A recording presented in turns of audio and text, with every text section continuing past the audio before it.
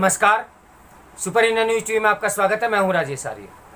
आइए देखते हैं आज का विशेष समाचार।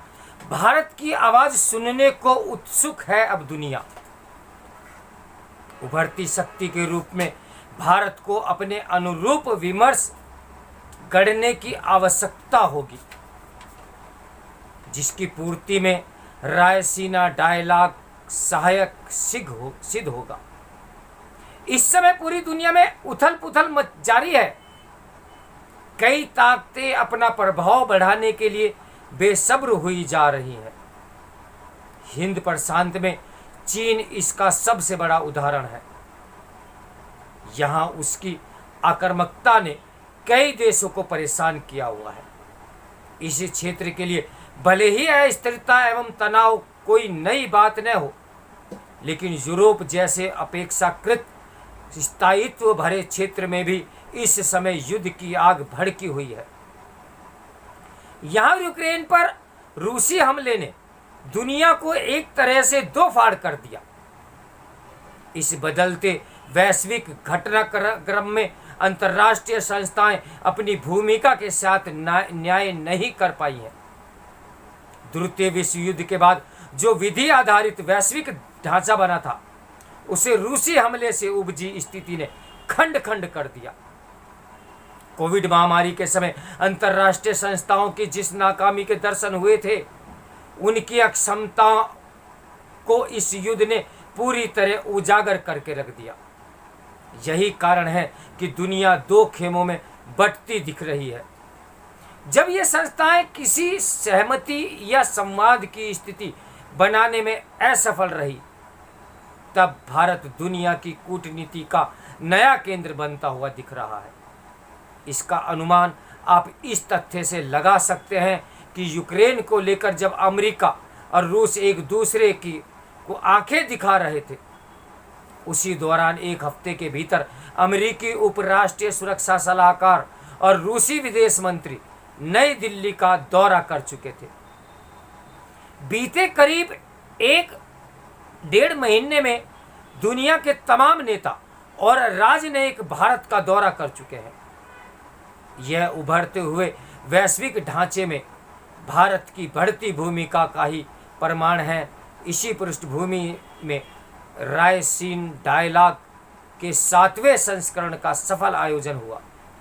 इसमें दुनिया के करीब 100 से अधिक देशों के प्रतिनिधियों ने विश्व के समक्ष ज्वलंत मुद्दों पर मंथन किया। बीते कुछ वर्षों के दौरान रायसीना डायलॉग वैश्विक भू राजनीति एवं भू आर्थिक पर विमर्श के एक प्रमुख मंच के रूप में उभरा है। विश्व इस समय जिन परिस्थितियों से जूझ रहा है, उसमें ऐसे मंच की उपयोगिता कहीं ज़्यादा बढ़ गई है। एक ऐसे समय में जब दुनिया में वाद विवाद बढ़ रहे हों, वहाँ संवाद और भी आवश्यकता हो गया है। इस दृष्टिकोण में रायसीना डायलॉग ने अपनी भूमिका के साथ पूरा न्याय किया। यहाँ रूस और यूक्रेन के मुद्दे पर इतनी सरगर्मित एवं अर्थपूर्ण चर्चा हुई, जैसी दुनिया में अभी तक किसी देश या मंच पर देखने को नहीं मिली। इस मुद्दे से जुड़े तमाम अंशभागी यहाँ उपस्थिति रहे। उन्होंने रायसीना डायलॉग के मंच से अपना पक्ष दुनिया के सामने रखा। पिछले कुछ समय से ये देखने में आ रहा है कि दुनिया की कई शक्तियां भारत को अपने अपने पाले में खींच रही हैं।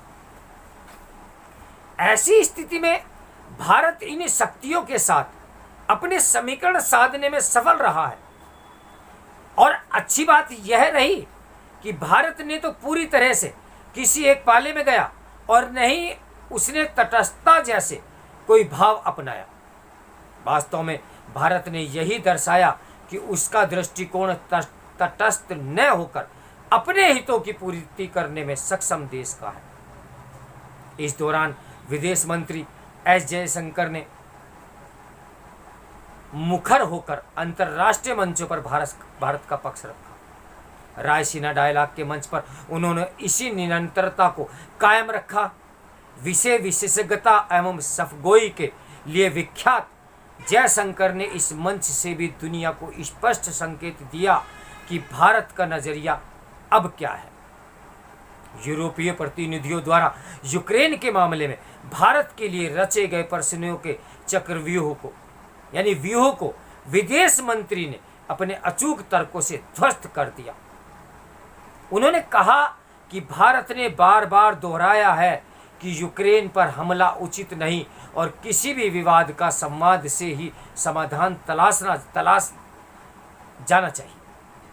उन्होंने विधि आधारित वैश्विक व्यवस्था की दुहाई देने वाले पश्चिमी देशों के इस मामले में दोहरे मापदंड भी गिनाए। उन्होंने कहा कि जो लोग अब रूस पर वैश्विक ढांचे का मखौल उड़ाने का आरोप लगा रहे हैं वे तब मौन थे जब अमेरिका ने एक अफगानिस्तान से निकलने का फैसला किया और वहां तालिबान का कब्जा हो गया।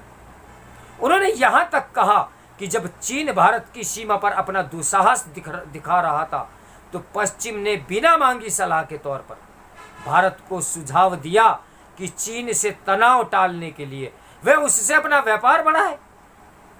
जयशंकर ने कहा कि रूस को लेकर भारत ने पश्चिमी देशों को ऐसी कोई सलाह नहीं दी।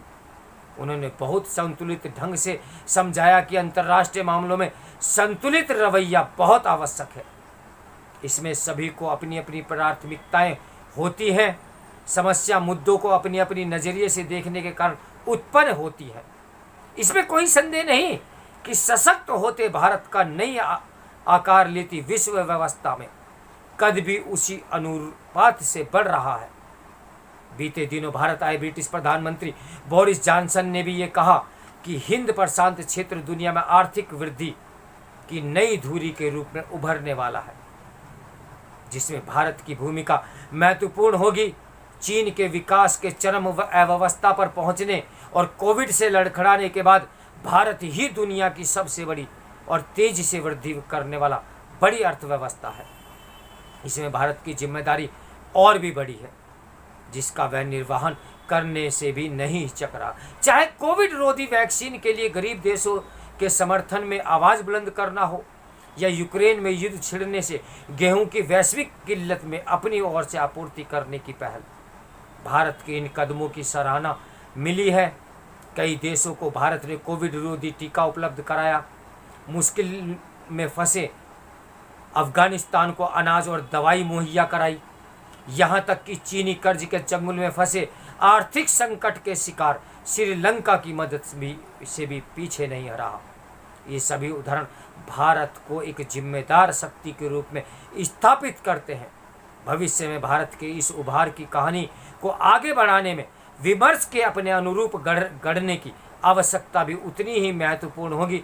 इसमें रायसीना डायलॉग जैसे मंच का महत्व और अधिक बढ़ेगा। जब दुनिया के अधिकांश देश एवं अंतर्राष्ट्रीय संस्थान अंतर्मुखी होते जा रहे हैं, तब दुनिया भारत की आवाज़ सुनना चाहती है। उसे सुनाने की एक अहम कड़ी के रूप में रायसीना डायलॉग का दायरा आने वाले समय में और व्यापक होता दिखेगा। तो मेरे साथ बने रहिए सुपर इंडिया न्यूज़ टीवी की ब्रेकिंग न्यूज़ के लिए। इस समाचार के लेखक है सामरिक मामलों के विशेषज्ञ हर्ष वी पंत। नमस्कार, मैं हूँ राजेश आर्य।